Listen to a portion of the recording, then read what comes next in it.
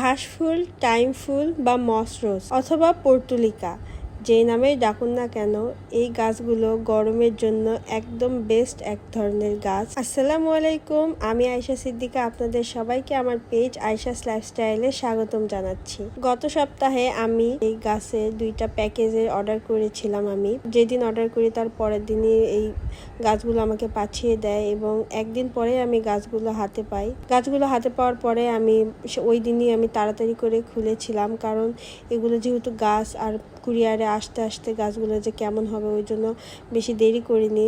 আমি গাছগুলো পেয়েছিলাম সন্ধ্যায় পাওয়ার পরে সাথে সাথে আমি গাছগুলোকে ভালোভাবে আনপ্যাক করে দেখি যে গাছগুলো কেমন আছে।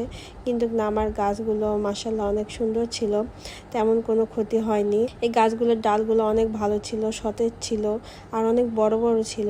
20 কালারের মতো মশরুজ ছিল আর 10 কি 11 ভ্যারাইটির এই পর্তুলিকাগুলো ছিল।